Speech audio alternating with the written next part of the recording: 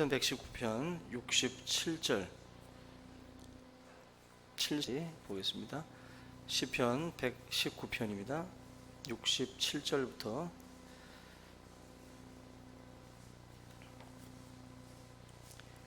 71절까지 같이 봉독하겠습니다. 시작.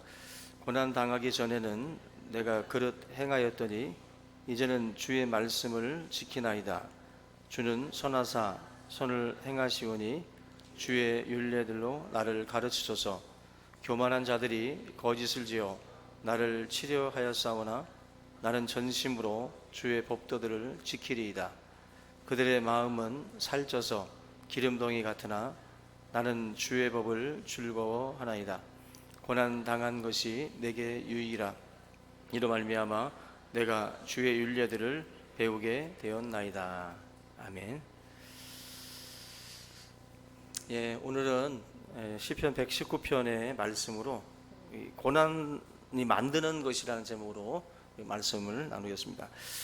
우리가 그 철로 역정을 썼던 그 존 버전에 대한 이야기들이 많은데, 이분이 그 1660년부터 1672년 12년 동안 베드포드라는 감옥에서 이제 복역을 하게 되는데, 그 영국 국교의 당국자들에게 설교하지 않겠다, 만약에 설교하지 않겠다라고 한마디만 하면 풀려날 수 있는 그런 그 상황이었어요. 그런데 존 버전이 이제 계속해서 감옥에 남아 있게 됩니다.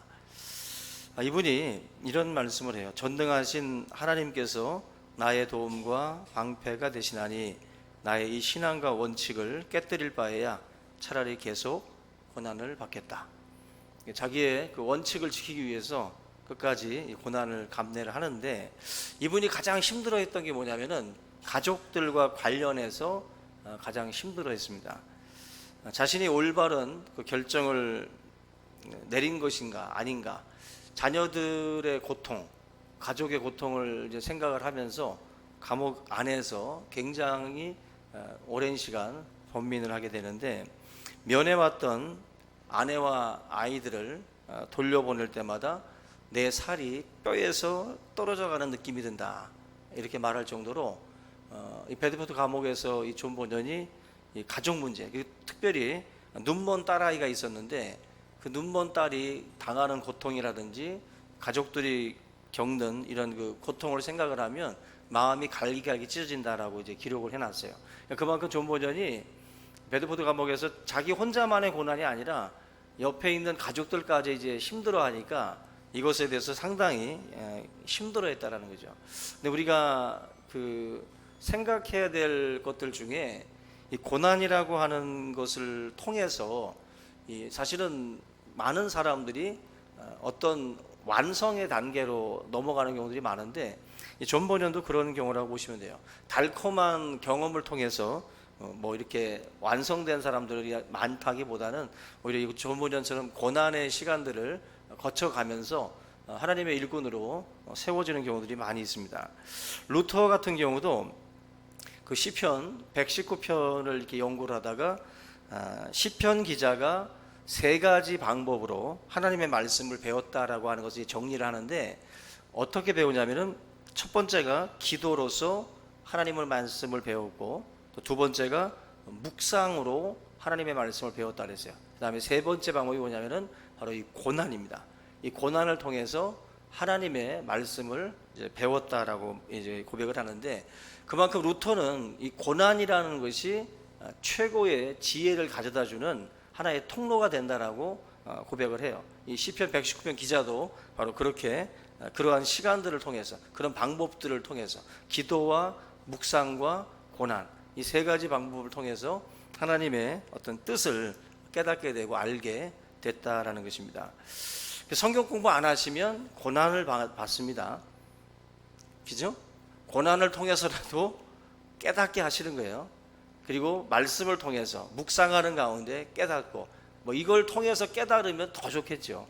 근데 우리 인생은 불완전하기 때문에 하나님께서 반드시 이 고난이라는 단계를 거치게 만든다, 그런 말씀도 합니다. 루터가 이 교황 절대주의자들이 나를 때리고 겁을 주고 협박하고 핍박하지 않았다면 오늘날 나는 신학자가 될 수 없었을 것이고 오늘날의 목표에 도달하지 못했을 것이다.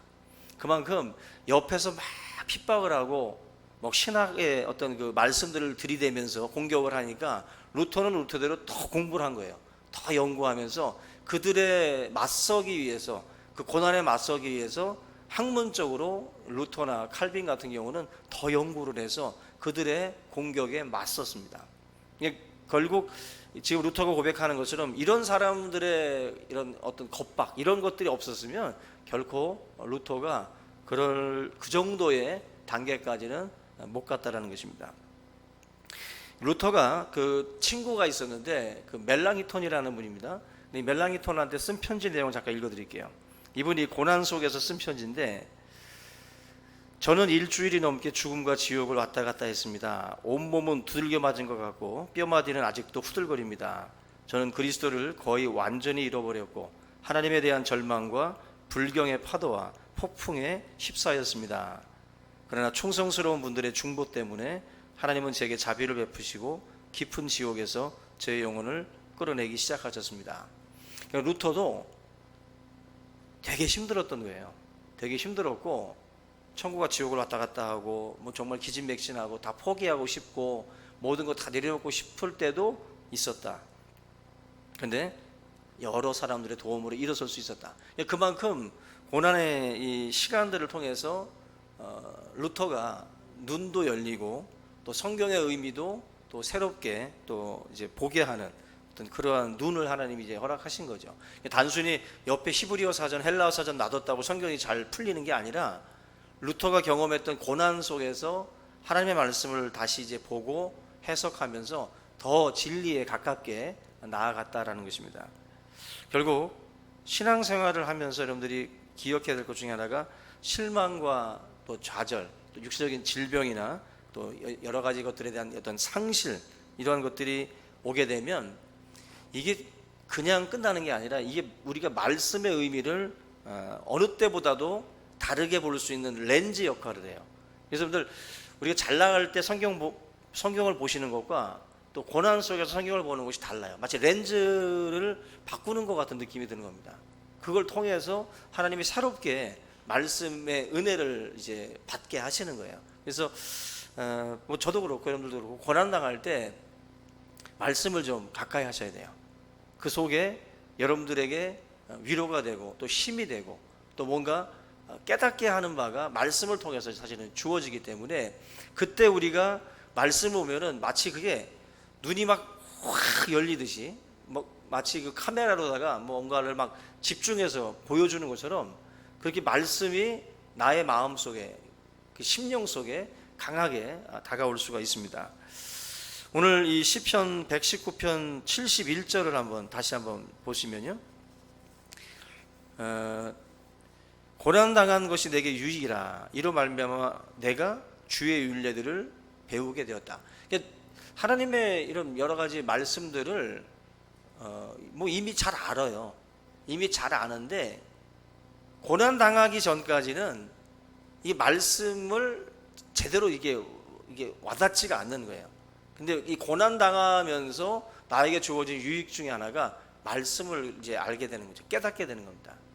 바로 저와 여러분들에게 필요한 요소 중에 하나가 바로 이거라고 생각이 되는데, 단순히 어떤 성경 공부 같은 프로그램으로 되어지는 게 아니에요. 사실은 성경 공부 프로그램으로 되어지는 게 아니라 지금 이 시편 기자가 말하는 것처럼 고난이라는 시간, 여러분들에게 주어지는 고난의 시간들을 헛되이 보내면 안 되고 이 속에서 하나님은 나한테 가르쳐 주고 싶은 게 있는 거예요.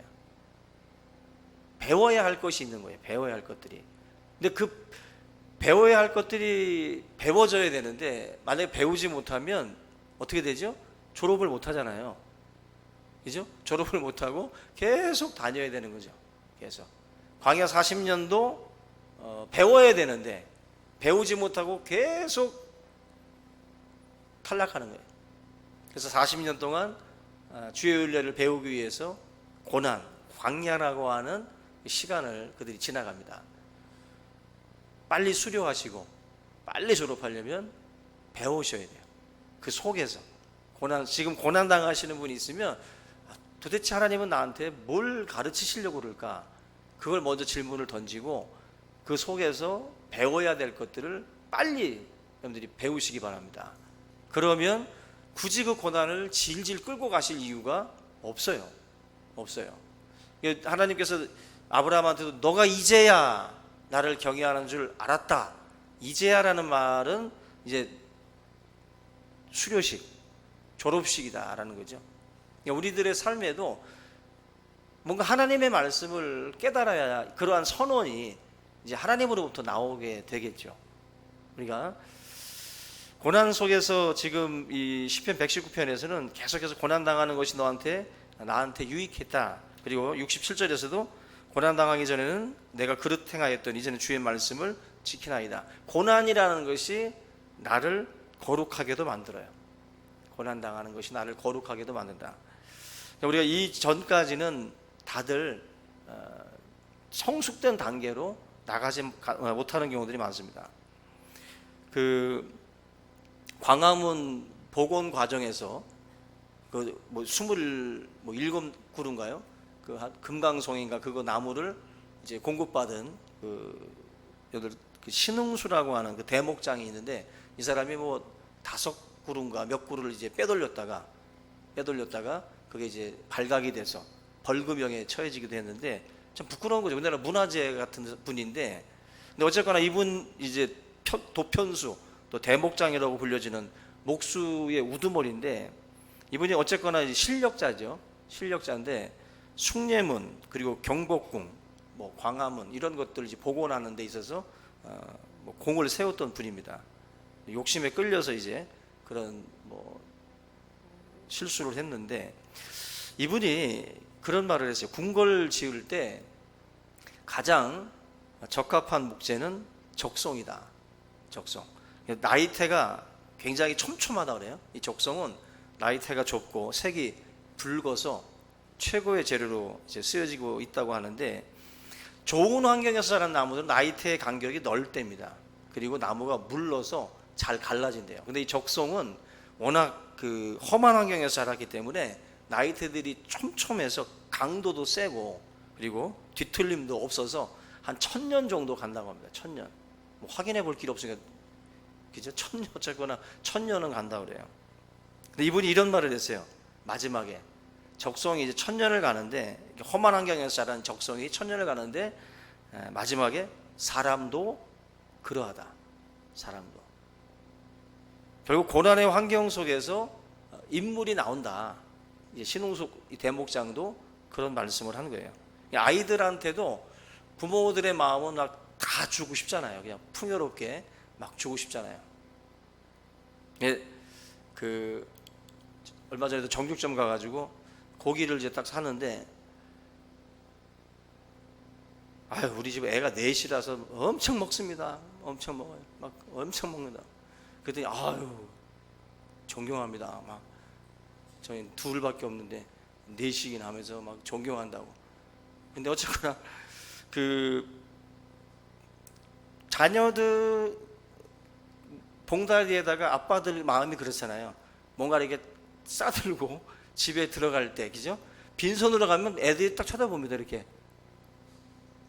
근데 뭘 들고 들어가면 굉장히 얼굴도 밝고 맞이하는 모습이 틀리죠, 그죠? 근데 부모들 마음은 어쨌거나 애들 뭐 이렇게 좀 잘 먹이고 싶어 하지 않아요, 그죠? 그런데 이런 그 대목장 이런 분들의 말 그리고 많은 분들의 얘기를 들어보면 부모들의 마음은 사실 그런 것이 앞서는데 이 결핍이라고 하는 것이 결코 꼭 부정적인 것만은 아니다. 좀 부족하고 조금 모자라고 조금 결핍된 환경이라는 것이 도리어 이 적성처럼 더 적성이 이 나이테가 촘촘하듯이 밀도 있게 뭔가 인간이 채워지고 채워질 수 있는 환경이라는 것은 이렇게 열악한 환경 속에서 뭔가 내실이 다져진다는 거죠. 그래서 지금 뭐 좀 어렵게 여러분들 삶 가운데에 좀 어려움이 있고 결핍이 있고 공고함이 있을 때에도 그 환경이라고 하는 것이 나무로 치면 좋게 생각하시면 나를 하나님께서 뭘 만들려고? 적송. 따라서 하세요. 적송.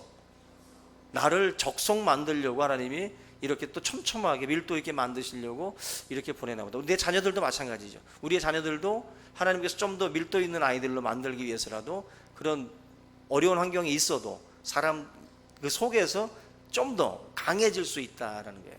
그래서 우리 그리스도인들은 사도 바울이 얘기하는 것처럼 비천에 처해도 풍부함에 처해도 그 속에서 하나님이 말씀하시는 바가 있고 이루시는 바가 있어요. 그것을 바라보면서 우리 감사하고 그 속에서 하나님을 찬양하는 우리 모두가 될 수 있기를 주의 이름으로 부탁을 드립니다. 저는 뭐 바이올린을 잘 모르는데 그 최고의 바이올린 중에 스트라디바리우스라는 뭐 이름도 되게 어려운데요. 바리우스라는 이 바이올린이 있는데 이게 그 뭐 바리우스 이 가문에서 이제 직접 이제 만든 손수 제작한 바이올린이라고 그러는데 이게 1100대 정도를 만들었다 그래요. 1100대. 그 중에 이제 650개 정도가 현재 남아 있다고 하는데 2006년도 보니까 경매에서 한 35억 정도에 팔렸대요. 한 대가. 근데 비싼 거 뭐 120억에도 팔리고 또 이 집안에서 만든 그 뭐 비올라 뭐 이런 것들은 뭐 510억 뭐 상상이 안 가요. 바이올린이 뭔데 이렇게 비싼가? 비올라가 뭔가. 근데 이렇게 엄청난 가격에 이제 호가하는데 뭐 과르넬리, 아마티, 과디니 이 이름도 생소한 이 바이올린들이 공통점이 있는데 다 18세기 초에 만들어졌다고 합니다. 근데 학자들이 왜 다른 바이올린하고 달리 이러한 그 바이올린들은 왜 이렇게 소리가 좋은지 연구를 하고 막 했어요. 그래서 어떤 분들은 바이올린 위에 발라져 있는 뭐 이러한 모칠 같은 니스 같은 거기에서 뭔가 뭐 작용하는 게 아니냐, 아니면 이제 뚫어놓은 구멍이라든지 이런 거에서 무슨 뭐 어떤 역할하는 것이 아니냐, 많은 연구가 있는데 요즘에 뭐 많이 이슈가 되는 이론 중에 그 미국의 테네시 대학에 나무나이테 그 전문가가 있는데요. 그리고 헨리 그리시노 마이어라는 분이고, 컬럼비아 대학에는 이제 기후학자 로이드 버클이라는 분, 이 두 분이 이제 이론을 제시를 했는데 뭐냐면은 이 바이올린이 만들어졌던 그 시기에 주목을 해요. 그 시기. 유럽에는 1400년대부터 시작해서 1800년대까지 그 소빙하기라는 게 있었답니다. 굉장히 추웠던 그런 그 시기였다고 그러는데요. 바로 이 시기에 알프스의 뭐 가뭄이 나무나 이런 나무들도 굉장히 밀도 있게 나무들이 성장을 했다고 그래요. 많이 크진 못하고 밀도 있게만 나무들이 자라났는데, 이 빙하기 중에서도 1645년부터 1715년 요 70년 기간이 가장 추웠던 기간이랍니다. 가장 추웠던 기간인데 요 기간에 바로 이 스트라디바리우스라고 하는 이 바이올린도 제작이 되고, 또 이 명장들이 만든 이 모든 바이올린들이 그 시기에 만들어졌다고 그래요. 그 시기에. 근데 이 학자들이 주목한 게 이 시기에 만들어진 이 나무들, 바로 가장 추웠던 겨울과 그리고 또 뭐 이런 여름에도 가장 추웠고 서늘했던 이 기간에 성장했던 그 나무들, 그 나무를 가지고 바로 이 바이올린을 만들었다는 거예요. 그래서 뭐 앞판 뒷판에 이런 뭐 밀도나 이런 것들이 너무 뭐 아주 그 서로 균열이 없이 잘 이루어져 있다고 합니다. 그래서 결국 그 학자들이 하는 말은 가장 추웠던 소빙하기 그 시기에 자라났던 그 나무를 가지고 만들었기 때문에 지금은 그 나무들을 구할 수가 없다라는 거예요. 지금은 그런 시기에 자라났던 나무들이 없기 때문에 나무 자체가 다르니까 소리 자체가 같을 수가 없다라는 거죠. 없다. 그래서 지금 뭐 이렇게 수십억, 수백억에 팔려 나가고 있는 이런 악기들, 결국 나무에 문제가 있다는 거예요. 나무에. 이거는 두 개가 뭐 다 지금 이 시대에는 기술이 좋아도 만들 수 없는 이유라는 거죠. 나무가 없으니까. 결국 우리가 이런 걸 봐도 이게 뭐 악기도 그렇고 사람도 그렇고 모든 부분에서 걸작이 나오기 위해서는 다 고난이라고 하는 것들이 꼭 그 속에 항상 있어요. 그래서 우리가 무슨 전기문을 읽어봐도 모든 분들의 일대기 속에 반드시 껴있는 게 고난이라는 어떤 그 시간이에요. 이 시간이 그 사람들을 굉장히 막 밀도 있게 나이테를 좁히는 그 시간으로 삼는다라는 거예요. 삼는다. 그래서 욥이라는 사람도 그렇고 하나님의 사람들, 당시 뭐 순교의 길을 걸어갔던 수많은 초대교회 복음 전도자들도 얼마나 밀도 있는 사람이 됐겠어요. 짧은 기간이라 할지라도 복음을 전하면서 고난을 당하고 얼마나 사람들이 또 진지해지고 또 얼마나 사람들이 속이 또 깊고 넓어지겠습니까? 그런 삶이 그렇게 뭔가 좀 밀도 있는 삶으로 만들어 나갔다는 것입니다. 그래서 스스로 고난의 길을 우리가 가기는 어렵지만 내게 주시는 하나님의 그 고난, 광야의 시간들이 있어요. 근데 그 시간들을 저와 여러분들이 피해서는 안 돼요. 피하지 말고 우리가 그 시간들을 오늘 말씀을 지금 시편 기자가 말하는 것처럼 고난 당하는 것이 내게 유익이다. 고난 당하는 것이 주의 윤례를 배우게 되는 그러한 어떤 그 키가 된다라고 생각을 하고 저와 여러분들이 이런 그 험난한 길들이 주어질 때마다 이걸 통해서 내가 영적인 그런 적성이 되고 정말 중요하게 하나님께 쓰임 받는 일꾼이 되는 시간이다. 그렇게 믿고 우리 여러분들이 참고 인내하는 게 필요합니다. 크리스찬은 소금이라고 말씀을 하는데 소금의 저주가 뭐죠? 녹지 않는 거죠. 소금이 저주를 받았어요. 녹지 않는 저주를 받은 거예요. 녹지 않으면 소금은 역할을 다 할 수 없어요. 녹아서 없어져야 돼요. 사라져야 돼요. 버티면 소금 기둥 되고 소금 밭 되는 거예요. 아무 쓸모없는 거예요. 녹아야 돼요. 소금은. 우리가 한 알의 미랄이 된다, 십자가를 진다, 또 광야로 나아간다라는 것은 결국 한 알의 어떤 그 미랄처럼 죽음의 길, 희생의 길, 그 고난의 길을 걸어가는 것인데 이걸 받아들여야지. 이걸 거부하거나 이걸 피하면 하나님이 우리를 만들고자 하는 그 자리로 우리가 갈 수가 없어요.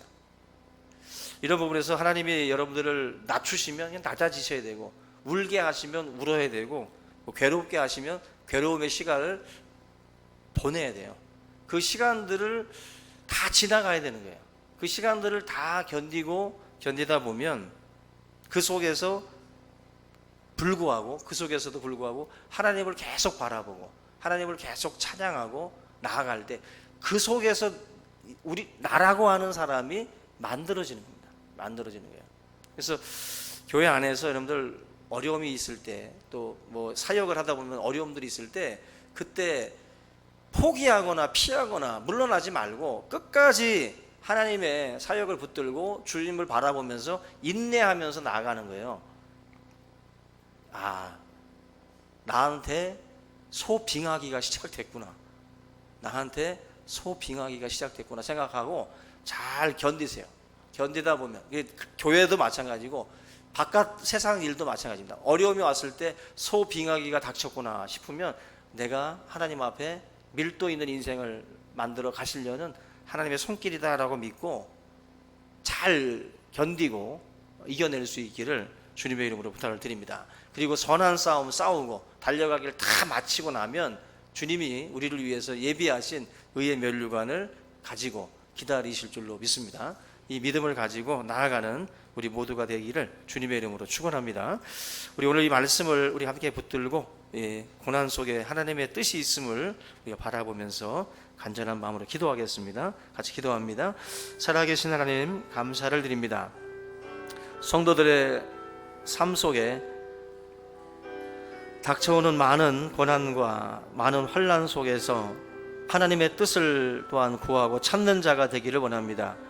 고난 받기 전까지 우리가 깨닫지 못하고 또 우리가 알지 못했던 비밀한 것들을 또 우리가 이 고난 속에서 배우게 하시고 깨닫게 하여 주시옵소서. 하나님 아버지, 우리의 참으로 이 넓게 벌려져 있는 이 나이테와 같이 참으로 우리의 삶이 아버지 하나님 밀도 있는 삶이 되지 못하고 우리가 참으로 세상 속에서 무질서한 삶으로 또 살아갈 때가 많이 있습니다. 주님, 우리의 삶이 좀 더 밀도 있게 다듬어지고 또 준비되어서 또 하나님 귀하게 쓰임받는 그 일에 우리 각자가 부름받을 수 있도록 인도하여 주시옵소서. 고난 속에 원망하기보다 불평하기보다 하나님의 뜻을 찾게 하시고 견디게 하시고 이겨낼 수 있도록 주여 도와 주시옵소서. 하나님께서 우리를 사용하고자 우리에게 주시는 이 광야의 시간들 하나님 아버지 참고 인내하고 견디는 자들이 되게 도와주시고 우리 입술에 원망과 불평의 말들이 사라지게 하시고 이 속에 숨겨진 하나님의 뜻을 발견할 수 있도록 인도하여 주시옵소서. 하나님 아버지, 어리석고 미련하여 우리가 깨닫지 못하고 있을 때에 이 고난의 시간들을 통해서 우리에게 또한 말씀하시고 깨닫게 하시는 줄로 믿습니다. 어리석은 아버지 하나님의 일로 인하여 우리가 우리에게 주어진 그 시간들을 헛되이 보내지 않게 도와주시고 하나님 앞에 아버지 하나님 우리가 준비된 심령으로 설 수 있도록 주여 역사하여 주시옵소서. 하나님 앞에 더욱더 간절한 마음으로 기도할 수 있기를 원합니다. 깨어있기를 원합니다. 이 시대를 향해 하나님 말씀하시는 말을 듣게 하시고 우리에게 있는 부정함과 불의함과 이 모든 것들을 걷어내 주시옵시고 하나님 고난 속에서 거룩해져 갈 수 있도록 인도하여 주시옵소서. 하나님의 참된 뜻을 깨닫는 우리 모두가 되도록 인도하여 주시옵소서. 감사하고 예수님의 이름으로 기도합니다.